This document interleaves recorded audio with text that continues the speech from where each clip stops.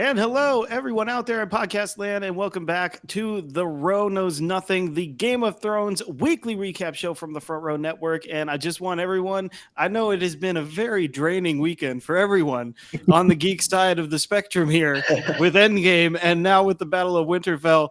But I promise you, we're going to get through this. All right. We are going to get through this. And just speaking personally here, anybody who wanted some action, well, in those first two episodes, well, I think you got your action in spades. But first, before we get into that, I'm Jeremy Geckner, the editor-in-chief of the Front Row Network, and joining me today, the host of Pop Culture Draft Night here on the network, Mr. Phil Rockwell. What's up, Phil? Good evening, lads. Happy to be on this monumental, to say the least, episode. Yeah, exactly. There's just not very much to talk about here at all. But also joining us is the fill-in host so far and the, I guess, interim host here of Front Row Flashbacks, Mr. Ryan Lutens. What's up, Ryan? Oh, just reveling in awe. I mean, yeah, happy to be here. Thank you for having me.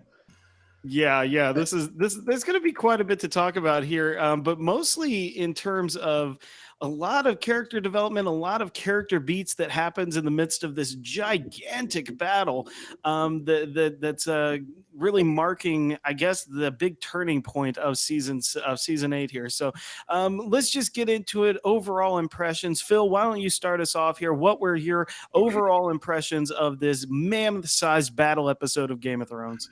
I would call it an imperfectly pleasing episode. It had its issues, but overall, it was different from any battle we've seen so far on the show. It brought everything to the fore. You had dragon fights, you had Dothraki, you had everybody got their chips on the table, and with the probably the most pleasing appropriately fan servicey ending that I could have possibly conceived. And we can talk about that, but the thing that's so beautiful about it is 4 seasons back, they were setting up that moment. It has been set up from almost the beginning that this is how the Night King was going to fall. And chef's kiss. I loved it. I said a word you can't say on NPR. It was an absolutely glorious moment, and kudos to everyone involved in this for giving us one of the great killings of the villain in history I've ever seen. It was fantastic. Wholly satisfying there. Yes, exactly. Ryan, what about you? What did you think overall? As a fan of all things Game of Thrones, the TV show, the books, all the books that aren't necessarily part of the Song of Fire, I've read them all, and I am a huge fanboy when it comes to this series. I've even read all the novellas. I'm trying to get my hands on the comics. I was literally on the edge of my seat. The tension was there. As a fanboy, I am shaken to my core in satisfaction. That's all you can ask for. I'm right there with both of you. This episode is just nonstop tension the whole time. Even when we get into the battle sequences are tense. The first 10 minutes of this are just fraught with dripping with tension. And the back and forth of the battle is actually very, very good. They ebb and flow everything in this battle very well, I think. They match giving hope to giving dread. And then even those quiet moments with Arya down in the library area, it looked like of Winterfell. Which at first kind of jarred me. I was just like, wow, that's like, is the battle still going on? I don't hear anything. How big is Winterfell? Right. But at the same time, like, you're right. Like, that was just such a moment for us to breathe and for also remember that Arya, as crazy assassin-y as she's gotten, she still does have some basic human instincts in there that can come out when confronted with something like an undead army. But let's dive into right here the beginning of this, because I love the reemergence of Melisandre to do the ultimate fire sword trick of all time. David Blaine, eat your heart out. I mean, just a really, really amazing visual. But then to take that visual and give us all that hope, and the way that they basically extinguished those flames. I thought it was just sheer genius there, and just a great way of saying, like, oh, you might be excited, people, but this is not going to go well for you. What do you guys think of this opening with Melisandre and the Dothraki? For me, I mean, I was like, all right, let's get this going. Let's just start this off. And then you just see darkness. And I'm like, man, Ghost is in there. I'm like, yeah, Jours is going. I'm like, this is going to be awesome. And you just see the light slowly. And it wasn't like a quick extinguish. Like, it was a very gradual, and the silence afterward. I'm like, I'm in this for a long haul. This is going to suck. Phil, what about you? Yeah, fantastic way of saving some money in a exquisitely useful, narratively useful way. I mean, I'm sure they designed it to be at night because you need to save money. But the way they were able to use that to their advantage, in some ways, this being one of them, was exquisite. Yeah, you're just watching candles blow out in the wind, and the candles are people. But I mean, human lives extinguishing. But you also like juxtapose that with the Dothraki when we saw them in the loot train raid, right? Mm-hmm. And how they are just literally wiping the floor with the Lannister army. I mean, it's not even close. And then all of a sudden, this elite fighting force has fire swords as well. And I love that shot on the mountaintop with Jon and Dany, where you see just how many there are down there. And then just to see them, you're right, just all slowly go out as if they're nothing, as if they're an afterthought. I mean, that's really the harbinger of doom for you there. And all the actors that are there on the battlefield play it perfectly. All of them with their sense of dread, but still steeliness, and then of course the battle proper starts there. And I think I mentioned last week, I was expecting a big death to really rattle us right off the bat. Well, it wasn't a person. It was the entire Dothraki army. So, I think you could claim victory on that. Nailed it. Impact. All the best warriors out like that. Well, and I mean, like, the battle itself, like once we finally get there, that first shot of the walkers coming out of the darkness was a fantastic one. I thought it was like it was like an ocean wave. They were on top of each other, and really, really cool. Yeah, exactly. And that's something that, again, just portends like where we're at in this, and that, we might have a ton of great fighters and a ton of great warriors on the living side in this, but you can't stand up against this army, and they're just going to keep coming and coming and coming. And then we'll get into the second twist out of that. But I loved that this battle had so many different spotlights for everybody throughout it. I think the one that clearly stuck out to me was finally getting to see Arya ball out on top of the wall there, and just show the full array of her fighting skills. And I mean, what I love again is that this is something that Avengers Endgame did very well, of like calling back to the previous movies in the MCU. And this season is really calling back a lot to moments throughout the entire series. And in that moment when Arya is fighting on top of the wall, I could see her training with the guy in King's Landing, Syrio Forel. I could see like moves there. I could see stuff that she was doing with the waif and when in her training with Jaqen, and even like some broad beats of when she was, traveling with the Hound and learning just, broad fighting style with him. So, I mean, like, I just love that was part of that, and seeing Arya get to really use the full fledged of her prowess was really awesome to me in this. What about you guys? What's some stuff that stands out?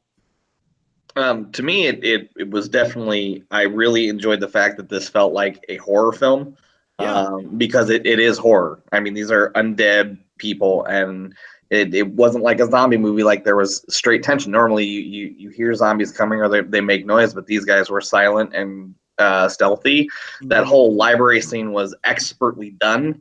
You can't make horror movies like that. But I really loved the preparation, the very first scene, that one take, you really got to feel that Like I felt like I was there just because of what everybody was doing. And then when they did the other take again, when it was John going through the carnage, holy crap. I mean, you can't overdo something when you do it well, and they did it well, and it felt great. Yeah, absolutely. Phil. Yeah, you can't. I don't think you can say enough about, once again, like they did with the first two episodes. This episode had a good 15 minutes up front where they just let you sit, let you simmer. Yeah, just let you sit in the dread. And as it slowly builds, each actor's face as they realize, what's happening. Just a fantastic job. And for some of us who had questions about this 6-episode run, how are they going to get everything together? They've actually done a remarkably good job of taking their time. Yeah. Which shows the amount of preparation that they did for these 6 episodes, because if you have it all planned out, you can take the beats that you need to just let people sit in terror and get worked up before that first release, which I don't know when that actually came. Maybe when we finally see the undead, but holy smokes, it felt like forever just to get started in the best possible way. Yeah, and you're right, in a very good way. It's a tension that just continues to simmer and simmer and simmer, and we know they're there. We know they're there, but we can't see them. And I actually think that that's a great thing that they do in this episode, is with every avenue of the production value here, they put you right there with the soldiers and what they're seeing and what they're experiencing. And I think that that is a really smart decision of them, because it helps add to that dread. And honestly, like the two biggest cheer moments for us, as people who are not fans of dead things, like the two biggest moments come from Melisandre at the beginning of this episode, because at first it's lighting up all the Dothraki swords, and then again, like, they are getting overrun, they're having to retreat to the castle, and Melisandre being able to light that trench with the Lord of Light power, which we still have no freaking clue how that works at all. But like, I thought that was just such a cool moment for her. And honestly, Melisandre's role in this episode cannot be understated. I mean, without her presence there, we do not get that really good ending from Arya. We don't get obviously her death at the end, so somebody got some points there, I'm sure, in the draft, Phil. But I thought that it was really cool to bring her back for this, and to give her those big moments, those big cheer moments, before we ultimately have to lose her. What did you guys think of Melisandre coming back and her role in this episode? Phil, let's start with you. I think it was a big night for characters who believed in fate. Yeah. So Melisandre, a person of faith, clearly, the way I interpret it is she used the last of her power, quote unquote, to have these big moments, and eventually left herself spent at the end. A lot of the characters who were about the Lord of Light seem to get their due. And I go back to Jock and Hagar. We finally understand what that weird smile was when Arya left his tutelage. It wasn't, I'm going to come get you. It was, now you have a part to play, and you're prepared to play it. And that's what made, on top of it just being a cool moment for a character we all love, it's that we can see the dominoes that were set up to get her to that point. Yeah. I just awesome for those characters who believed in something bigger, and believed that certain people still had roles to play, including themselves. And I really love that aspect of the episode. Yeah, definitely. Well, obviously, Melisandre is one of those. Another one that we lose that has a deep faith in the Lord of Light is, of course, Beric Dondarrion. His untimely end there. Ryan, why don't you tell us, how did Beric's death hit you in this? Do you think it was worthy of the character? What did you think of Beric ultimately leaving the show here? Beric is a fighter, and he went out as a fighter. Yeah. He saved Arya, but more so, he basically, sacrificed, put himself out, stretched himself out. Yeah. Dare I say, like another iconic figure in religion? But no, like he's barricading the end of the way so they can get away, so they can, so he can get stabbed, so they can get in, so that he sacrificed himself.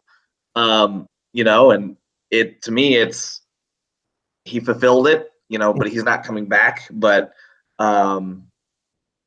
he played his part. He played his part, and he also got the Hound to buck up. So. Mm-hmm. Yeah, definitely. Well, and I mean, like, again, Phil, you said he played his part. This is exactly what Melisandre said. The Lord of Light brought him back to serve a purpose, and he has now, which we all now know was to make sure Arya Stark got to where she needed to be, correct, alive and well, to end the Great War here. There's just we predicted a lot of death in this episode. We predicted that there was going to be a lot of people leaving the show, and look, the body count that I have is pretty high in this episode. Mm-hmm. When it comes to major characters, I think it's definitely probably the most major characters we've ever lost in a single episode of this show.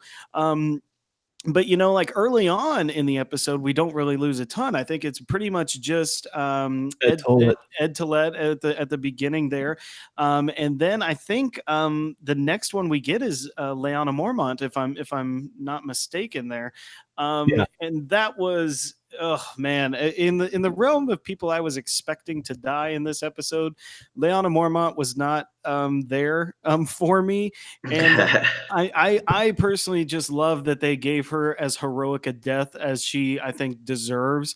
Phil, let's go back to you there. What did you think of Lyanna in this episode and the way that she left it? Well, I think Lyanna is such a fan favorite that if they did not give her an appropriate ending, the internet might have eaten itself alive. What I appreciated about it is it was heroic and brutal. Yeah. So even though she's a young girl, they did not take the brutality of the conflict out of it. Her rib cage is essentially being crushed as she is able to take that giant down. And aside from some things we can get to towards the end, I don't think they pulled any punches with the treatment of this battle. Yeah, absolutely. Did you got anything on Lady Mormont there? I had a friend who, in talking with theories about who was going to die, the last thing Lyanna Mormont says to Jorah is, "I wish you good fortune." Good fortune. And people that have said that in the past have bit the dust.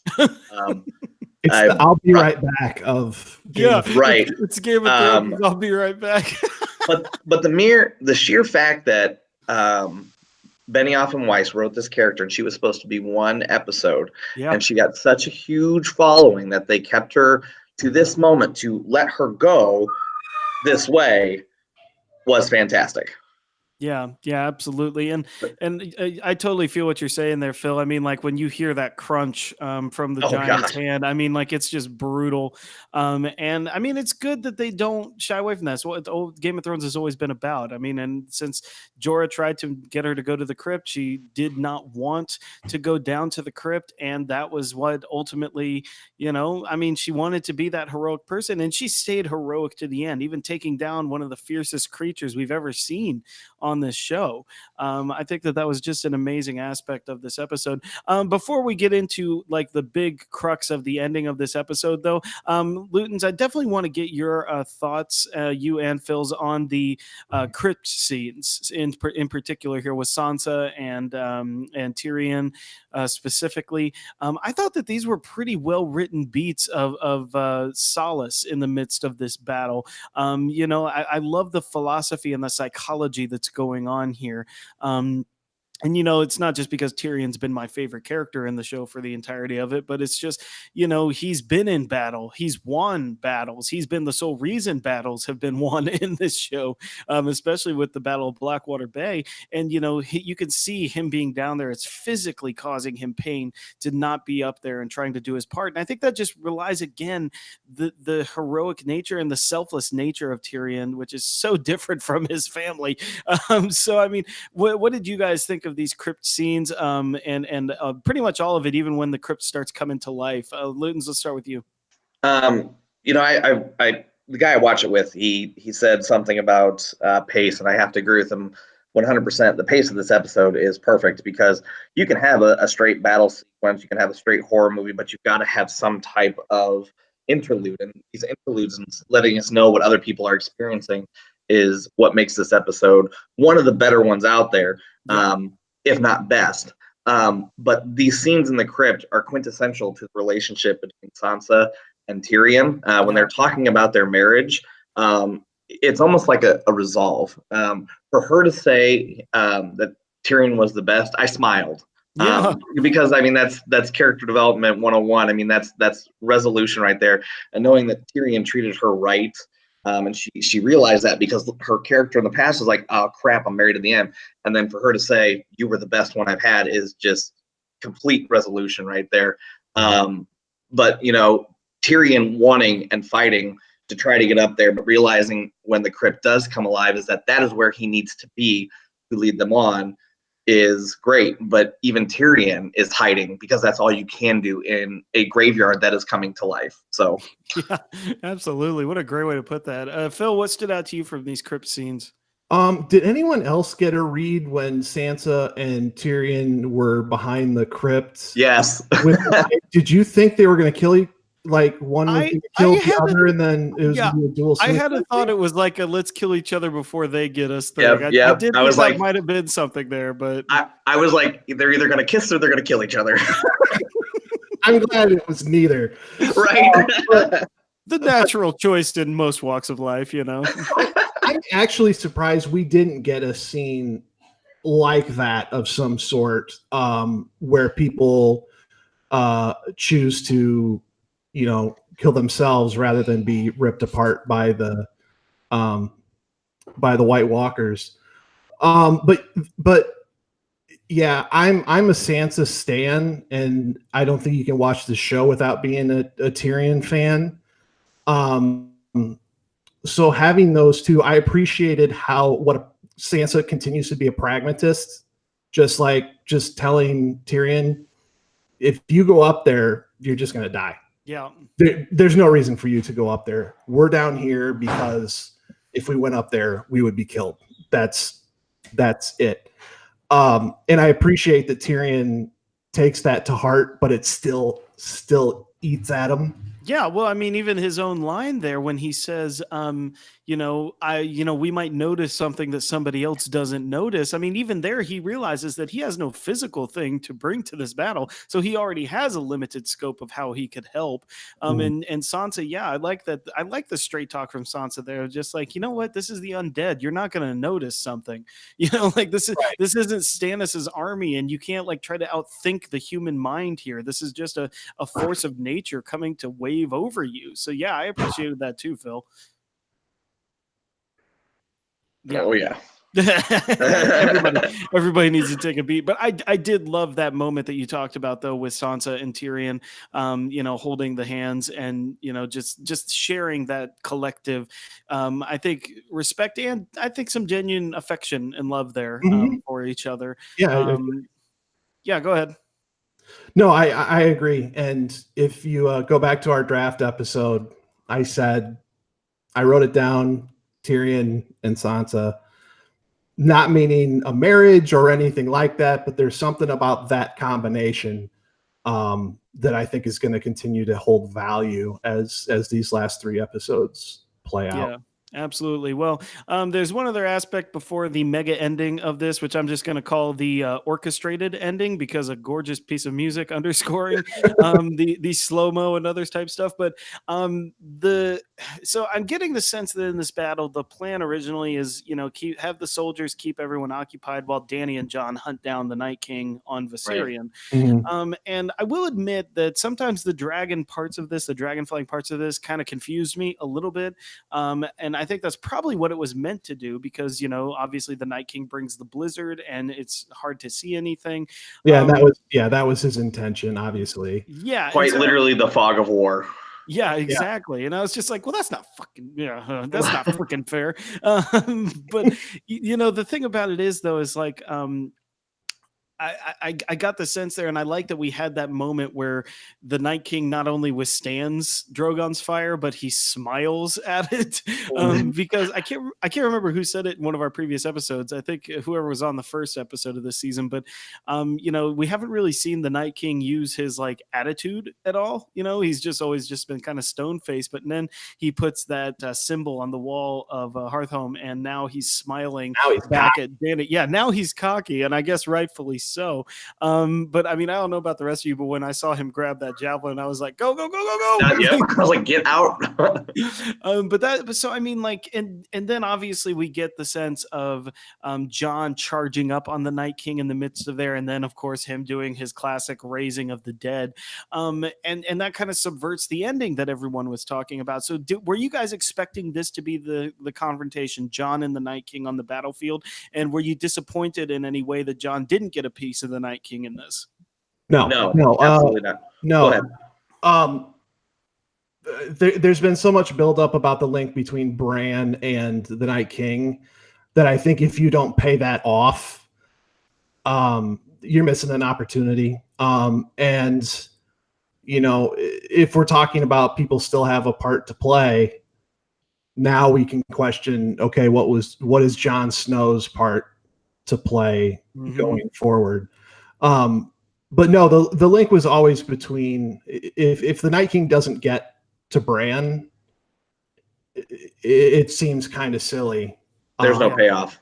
There's not a payoff, and if the way the death of the Night King played out, he had no business being there. Yeah. It was always Arya who was going to take care of him. So now we just kind of got to wonder what is John's role at this point. We had our two big leaders essentially near death on the battlefield, while quote unquote bit players, smaller players, were taking down the Night King.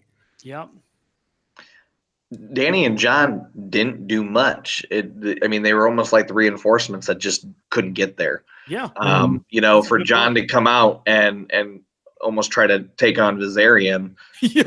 Good luck, man. he was like, I am going nowhere. I'm just going to go out fighting.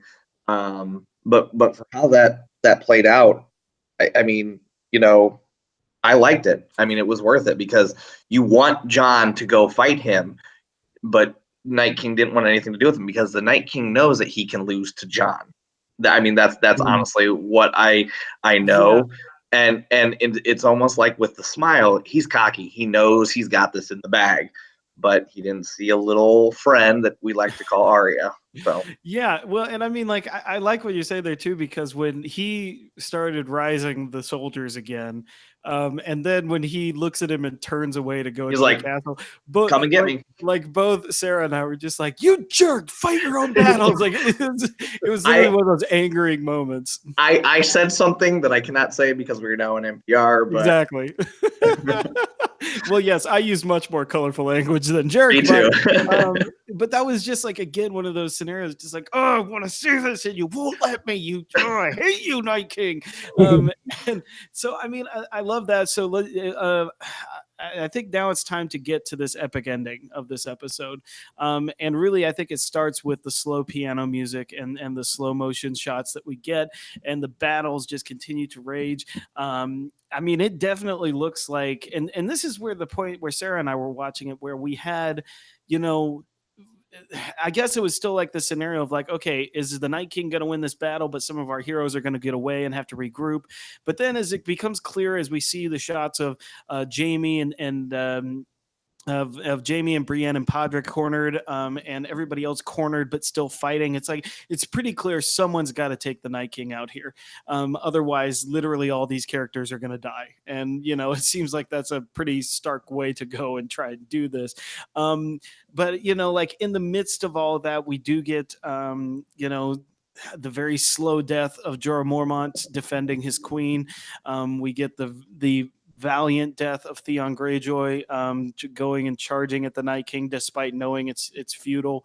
And of course, we get the Night King himself going down. So I mean, there's a lot of stuff that's happening in this ending here. What stuck out to you guys? Let's start with Jorah and Dany here. And I love the after the episode talk that Benioff and Weiss did here about Jorah and how he's always loved her, but he's known that she can't love him back. But at the moment when she needed a protector the most, he was there, and that's probably the only way he would want to go out.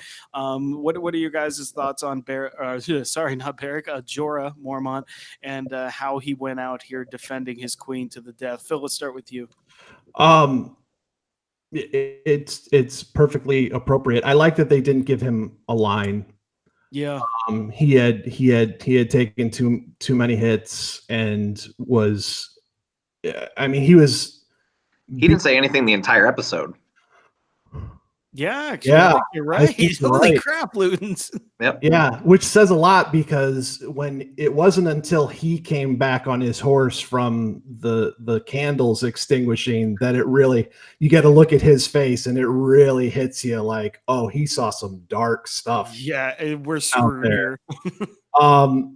Yeah, a fitting end for him once again, a death that calls on character and history. Which this show is not missing a beat on cashing in on 8 seasons of this, and it's to their credit that there isn't a death that hits that we don't that we can't tie to seasons worth of groundwork being laid. Yeah, absolutely. Ryan, what do you think of Jorah's final moments of Game of Thrones here? So I had Jorah in my Deadpool being the first one to die. I'm glad that he didn't, because he had a role to play, as we said. But the fact that this character did not have a single word, and yet his actions spoke louder than words, you understood what was going through his mind and what his death meant. To me, that I can't wait to see what they're going to do with the Beautiful Death series, where they take a death and they do great art with it, because this death is one of the most meaningful in the entire episode and in this season so far. Yeah, absolutely. And I mean, I fully expected Jorah to bite the dust this year. That's why I drafted him in the Deadpool draft. Thank you, my man, for the 2 points. But I think that this was one of those. Again, Jorah just always being there when Dany needed her most, and always being by her side no matter what. And it was definitely, I think, the most impactful death on me in this, aside from maybe the one we're about to talk about. But yeah, like I'm glad that for all the talk, and remember all the talk we had about Jorah as a character, all the bad things that he did to get exiled from Westeros, and that he is constantly just trying to work his way back from that, trying to work his way back into honor for the entirety of this series, and to die as honorably as he does, protecting the queen, protecting Daenerys. I just think that is, I can't think of a more fitting ending for that character. And essentially there's so many characters in this we know are going to probably bite the dust in this series. So then it all comes down to, how do you execute it? How do you do it in a way that's fitting for them? And I think that they absolutely nailed this particular character's exit from the show, and rightfully so. I think they also perfectly encapsulated Theon Greyjoy as well here. You had a couple of moments from this show that really underscored what it was for Theon. The first is him apologizing to Bran for everything that he's done, and the second is Bran basically telling him it's okay. You've done what you need to do. You're a good person. I'll have more later, but I really want to get to hear what you guys there. So, Lutens, let's start with you. What did you think of Theon Greyjoy in this episode and his end here? To me, it was, I don't want to say fulfilling, but it was in the sense that Theon really comes full circle. Yeah. He's been coming full circle since episode 1 of this season. But for Bran to say thank you, and Theon to know what that means, and him for him to still charge after being a coward for so long in seasons past, it means a lot to the character of Theon. To be honest, I was hoping to God he was going to pull out an obsidian dagger and get him drive it home. Like Achilles, just right there. Just because that would almost make it, his death and what he's done completely, full circle. I guess I'll go back to that. But no, I mean, but for the person that does kill the Night King, that was even better. So that's all I have to say. I mean, it was a great character closure. Yeah, so. Absolutely. Phil, what about you? Yeah, Theon is a character that his quest since season 2 or 3 has been absolution. Mm-hmm. And that's what Bran gave him. Yep. By telling him, if you hadn't done the things that you had done, you wouldn't be here in this place right now. And he essentially allowed him to forgive himself. And the key word that he says at the end of that sentence, home. You're home. So yeah, again, and Alfie Allen, good Lord, man. Yeah, man. He's come a long way from season 1. Can we please talk about Alfie Allen? This kid, I mean, so much awesome acting that this kid has got to do throughout this series, but he's always kind of on the back burner of everything. He is amazing in these final moments here. Yeah, I think he's one of the more underrated performers, probably because he spent so many years just being tortured. Yeah. Absolutely. Hey, Scott McFarland has joined us. What's up, Scott? Did you just use the word awesome with this episode? I did indeed, because it was. Thank you very much. This episode was crap, but go ahead. Yeah, well, whatever. So I can defend that 100%. So enjoy whenever you go ahead. Okay. Well, we're at the end of the episode now with Theon Greyjoy's exit from the show, the valiantness of it all, knowing, and I mean, like, Bran's absolution is a great way for him to go out, but you're right. Alfie Allen's acting in terms of knowing that it's hopeless there, knowing that he's not going to get this guy, but charging anyway and doing it because, as Benioff and Weiss say after the episode, this is, none of us can escape or defeat death, but it's how we meet it. And I think that for Theon to finally make that courageous charge, as opposed to running away, I think is a great way for him to go out in this episode and in this series. And then, well, I guess it's time, kids. The Night King is done, everyone. The Night King is out and gone. And Arya Stark with the ninja stars of the ninja flip of death, I guess. Maybe if he didn't spend a half an hour walking towards his guy he was going to kill, maybe he would have had a chance. Hey, man, Winterfell's a big place. He had to walk pretentiously, so we had an extra 2 minutes of film. Haven't you seen horror movie villains?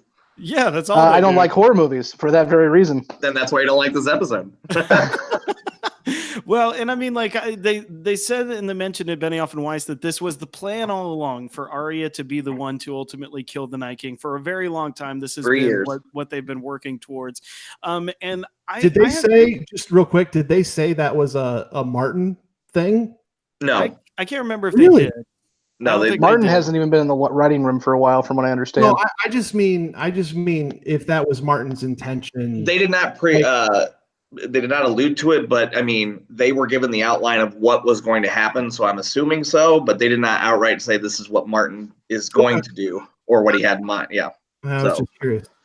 Yeah, absolutely there. So, I think that the logistical question I have here is like when I heard Melisandre tell and remind Arya of her prophecy of like you will wear, many eyes, brown, green, blue, or was it you will shut many eyes? You will brown, shut green, many eyes. You will shut many eyes, brown, green, blue. I was trying to think to myself, like, how is she going to get close here? Because that has to be something to do with the Night King. So is it going to be she takes the face of a white and tries to blend in like that? Or is it literally just she snuck past because it was the last person that they were expecting? For me, I thought, I was like, okay, so she mentioned this, and then she basically rebuilt Arya back up because Arya took a headshot. She's not fighting as she was. She was mainly running around, and she says, "What do we say to the God of Death? Not today." Yeah. And the God of Death is literally walking through your home. And then she mentions, "You will shut many eyes." And when she says blue, I'm like, oh yeah, she's killing a whole bunch of White Walkers. Maybe she's getting this, so she's going to go run and get her spear and she's going to chuck it. Nope, she goes for the kill shot and ends up getting it. So yeah, and I think a really good fake out there too of like having her hand stop there and then the knife drop into the other hand. It's very I don't know, it's very Navy SEALs-ish, Winter Soldier almost. I think he had one of those in Captain America: The Winter Soldier moves. It's a callback to the move she used on Brienne when they were sparring. Yep, exactly. Yep, it was more of a like. It was cooler against Brienne because she was. Yeah, but it means a little bit more here. Yeah, a little more. But does it? No, but Jeremy, seriously, does it? Does it mean more? Do we have it? No, time out. Let me finish my sentence here. What's the point? The point is, okay, this immovable object is now moved. Great. But my whole argument with this episode being terrible is there is no reason for any of this to happen. We have no reason why the Night King wanted to be there, what he was doing, aside from making everything dark. Okay. It's in his way, man. Okay. So after 8 years of buildup, it's in his way. And then you guys are talking about you guys are talking about Theon, and he died valiantly. What the hell was Bran doing? Was he warging the ravens and flying around? Because he did absolutely nothing. So why are we defending this kid? He can see the past. Okay, he's the memory of Westeros. That's what they talked about in the last episode. Like, if you're going to wipe out the human race, you wipe out the memory. Like, and that's why he is important. That's why the ravens are important. Oh my God. Okay. And you guys have drank the Kool-Aid. Enjoy. Think about it like this. If you are the Night King, and you need more of an army, you've got millions of people, as we saw him rise up people from the dead. Oh, I get that. Yes, so, he definitely has World War Z powers. Congratulations. The question is, narratively, why is this important? And it's not. We have no reason for this to be an important piece. They should have given us a reason for this guy to actually be taken out. Wait. You're talking about the villain that goes back to the first scene of the show. Yes, and we still have 4 episodes to go, and we have no... Oh, let me finish my sentence.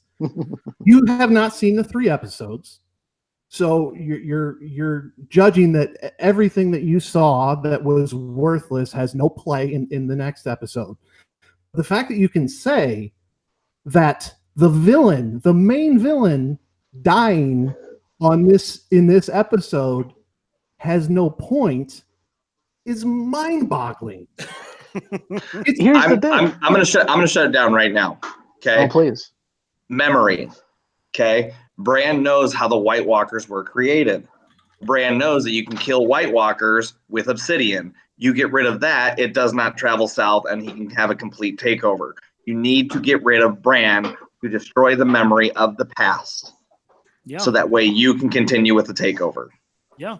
Okay, because they don't have ravens, and they didn't tell people, hey, make sure you got this. It's cryptic. Bran is always cryptic. He lets history play its course because he's seen it. So Bran's an idiot. He can't change it. He can't change it. Just like Back to the Future. You can't change the future. To Phil real quick, I agree. None of us have seen the episodes. We're not reviewing the series. We're reviewing an episode. But I understand what you're saying. But we're reviewing an episode. Context of the 7.5 seasons we've seen already as well. And I'm reviewing the fact because I'm coming in late, but we have writers who make dragons forget they can fly. Quite a bit this episode. Well, the whole point is when the one is being attacked by all and he's just letting him get stabbed. I'm like, dude, you can fly. You can fly. But And he's got a remembered. rider on his back that he's got to think of too. And then when He she gets shaken off, he takes off. Well, when he knows she's safe, yeah, like, you know, when safe on the ground there, safe on the ground with millions of dead. Maybe he saw Jorah coming. I don't know. And here's the thing, though, is like the way that I like that they have Arya do this, and I like that she's the one who takes him out, and that it is literally that fake out of like the music being sucked out, the soundtrack being sucked out, and then the dagger going in, and you hear just the ringing sounds of the ice breaking. I mean, it was literally one of those cheer out loud moments, and that's exactly what I did. Yeah, I clapped it. It was just like, man, they got him finally, and it was a fitting, I think, end to this character. You know, he died right at the precipice of getting his ultimate goal, like he should, because he's a jerkwad. But you know, that's something that now, you know, we were always wondering, like, is this going to be something where the Night King is still the ultimate enemy, and that, you know, maybe Cersei actually does have to join up or die. Now we get a clean board here, and we get to, you know, with the remains of whatever's left at Winterfell, try to figure out how to take out the Golden Company and Cersei Lannister, who, you know, if you want to, you know, the Night King is, of course, the ultimate villain of this, but if you want to call it the most dastardly and the most one you want to see fall the most, I think that would be Cersei Lannister. So I'm pretty excited that we get 3 90-minute episodes left, trying to take down Cersei and trying to put her back in her place. And the fact that Jaime and Tyrion are still alive to try and accomplish that, I think, is also going to be portend for some great things. What do you guys think about where it looks like we're heading? I should, to be fair, I should mention before we jump to that, it seemed like a lot of characters were on the precipice of death for a long time because the way this episode was constructed. At the end of the day, I didn't care because of the way they wrapped it all up with Arya.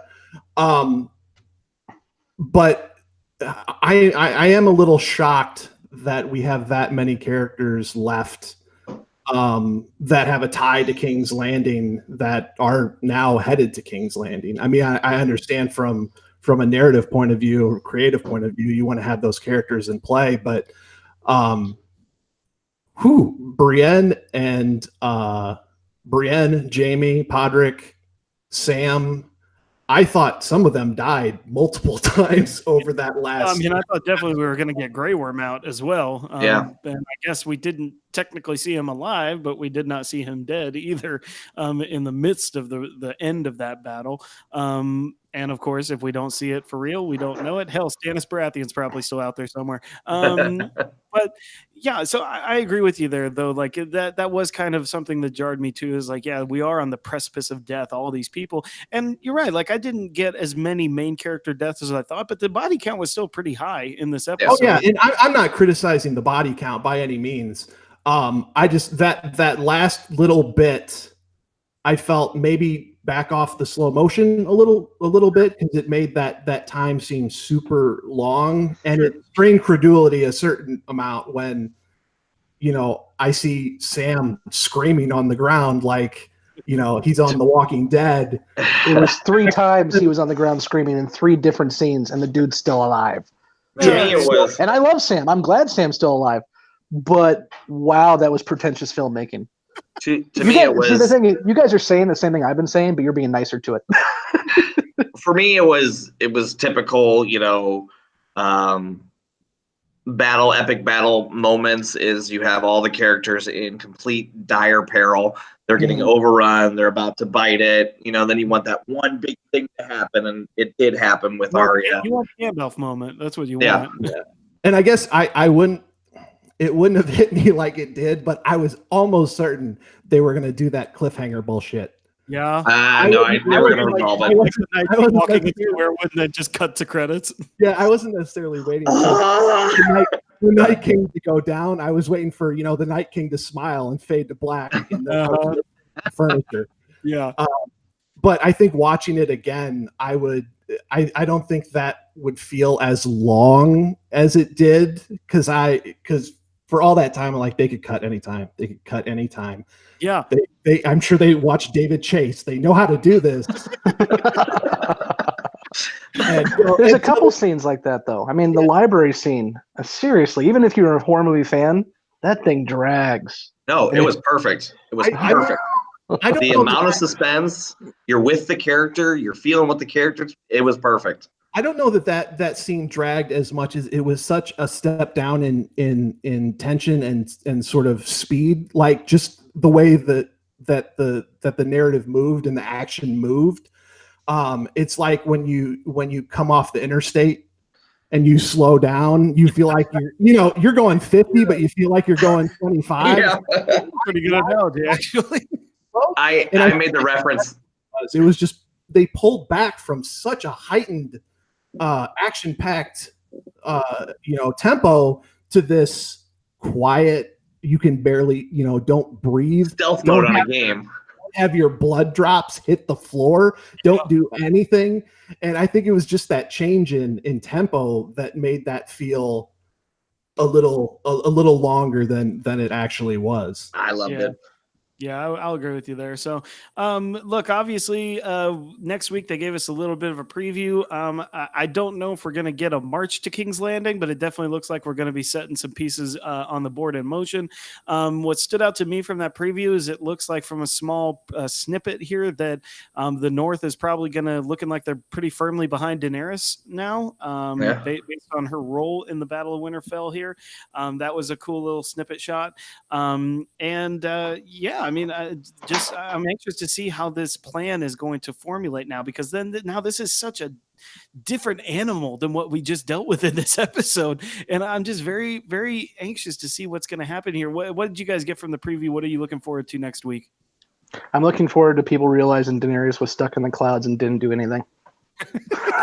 I mean, that's legitimately the fact that I agree that they're getting behind her, but she did nothing. Yeah, we called that out. How it seemed like they were the reinforcements that just never got to come in. She saved Jon, and she ripped Viserion or half of Viserion's face off. Yeah, or Dragon did. Yeah, because they were lost in the clouds.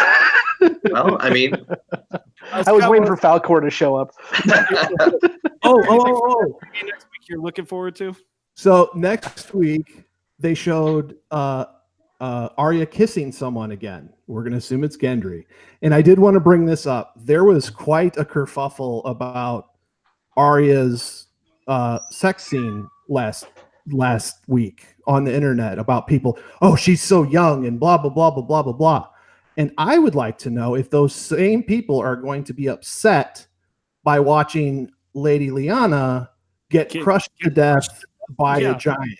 If you're not upset about that, but you're upset about a woman, showing agency with her own sexuality, wanting to experience life, that is an American paradox that we've dealt with for forever. We're okay with violence. We cannot handle nudity and sex. Yeah. If you go anywhere else in the world, it's the opposite. But in America, we love the killing, but don't show me any boobs. That was just something that hit me when Lyanna was so brutally but heroically dispatched. That's where the graphic part of the graphic violence rating for this episode comes from. Lutens, are you looking forward to anything next week from the preview? Yeah, the episode. No, I'm eager to see where our group is going to come about and what rebuild if we can. Who's hurt, who's not hurt, and what our next step is. Because at this point, it's against Cersei, and you have the Night King, who is a formidable foe, but you also had Cersei, who you can ask, one of my good friends, Taylor Bright, who loves Cersei Lannister and sees her as the villain, which she can be because she sees her as a hero. Yeah, she sees her as a hero. So in some right, you can. I mean, but I'm eager. I love Taylor, but I don't get it. Well, heck, that's an old saying, like the villains always see themselves as the heroes of their own story, right? Right. So, I'm eager. I can't wait. Scott, what about you? You looking forward to anything specific preview? I mean, now that they've gotten past this, my big issue is the writers decided that you had to get to a certain point in this narrative, and they didn't care how they got to it. I'm hoping that's not the case moving forward. I know they have an ending in place, obviously. I'm hoping that they take their time to make the characters make smart decisions that make sense to the characters and getting to that end game, which hopefully ends, as I've been saying for forever, that I don't want anyone on the throne at the end. I want this to end with a change for the humans. But again, I hope the writers do a better job of not ignoring the rules. Like another one. Hey, dragons can take down big walls, except for when our main character is behind a wall, and then the dragon can't do crap. That's bad writing. So I'll do one more thing before we go over to Phil for some draft night results here. Did anybody else get the Hocus Pocus Billy vibe from that White Walker in the Great Hall? We said the same thing. We're like, that guy looks like Hocus Pocus. See you guys go back the scene where Arya's in the library or whatever, and like the White Walker that looks under the table for her looks just like Billy from Hocus Pocus. I really want to look at him and go, hello. Maybe it was Doug Jones in disguise. I wanted to call Arya Bucktooth Wench. Yeah, there you go. All right, well, Phil, you are the commissioner of Pop Culture Draft Night, and of course, we had our Game of Thrones Deadpool draft, and we haven't been able to use it yet until today, and we've got some points on the board, if I remember right. So, what are the standings here? Okay, well, the individual who is the most studied in Game of Thrones lore, Christian, went Ofer in the Battle of Winterfell. Oh, he got nothing. Although I should say he is very King's Landing heavy, so he's got some opportunities. But Jeremy, I believe you said you could see 8 of your draft picks. I think I said I got 8 points coming to me. I could see my top 4 picks coming out of there. So I have Beric Dondarrion dead. So that's a point. Theon Greyjoy dead. Yep. Jorah Mormont dead. Dead. And Viserion dead. Yeah. Am I missing anything? Nope, not for me anyway. You may be missing something, but we couldn't see. So I talk back, but give me a second. So I had the Night King, my number 1 draft pick. He's dead. Melisandre came back to be a hero. Then she's dead. And I got my double point. It wasn't Gendry, but Ed Tollett died, came back to life, died again. That's 2 points for me. I guess my question is Rhaegal dead? We didn't see it, man, so I'm going to say no. What about Wolf? We saw Wolf charging in, but we did not see Ghost die. We did not see it. I think those were the rules. Yeah, so I thought for sure Grey Worm was going to die until he ran away from his people and let them all die for him. I thought he was dead. That was again characters not doing what they're supposed to be doing as characters. But he's a commander, so commander of the Unsullied. He's got to be the one to close it off. So Rhaegal, we'll call Rhaegal. We'll just have a question mark for him. But that makes it 4 for Jeremy, 4 for me, and 0 for Christian. Oh, Christian, you gotta step it up, buddy. He's got a ton of Lannisters, dude. Yeah, he does have a lot of Lannisters, but he drafted for the playoffs, and it's killing me now. He drafted for the playoffs. Since you mentioned the Lannisters, and I hope you guys talked about this when I wasn't on, but I want to point out the fact that Tyrion, you were the best husband I had. Yep. As opposed to the guy who tried to kill me and the guy who tried to rape me. Congratulations. I'm setting the bar real low for you, Tyrion. Should have oh God, really? Thank you. Question mark? You thought I may not have been the best one? Question mark? Which one was I up neck and neck against, Joffrey or Ramsay there? All right, well, that's going to do it for this episode of The Roe Knows Nothing. An intense episode, but we got 3 left in this entire series. And man, oh man, it looks like it's building towards an epic conclusion here. So again, we will be back here next week, same time, same place, to review the episode. And then, of course, it will drop on Monday of our podcast feed. That's going to do it, though. I don't have any other announcements except, of course, we are an NPR podcast now, so keep watching for when we're officially moved over to NPR. And Let's go back. Of course, the same weekend that this happened, Avengers Endgame happened. We just released our full disclosure on it, and it was a great 2-hour discussion about the movie. And I mean, I think I can speak for everyone that's seen it here that it's probably one of the craziest, most amazing movies I've seen in a really long time. I see it And tomorrow. yeah, and it's well worth the ticket price. So The going battles again. are well lit, so you should be okay. yeah, there you go. Well, all right, that's going to do it here for The Road Knows Nothing. For The Road Knows Nothing for our network, I'm Jeremy Geckner. I'm Ryan Lutens. I'm Phil Rockwell. Craig should be happy I didn't swore. Hey, I didn't. I think I'm being good, NPR. Yay! I won't be forever, but I'm being good. All right, well, we will see you all next week in the front row. Bye-bye.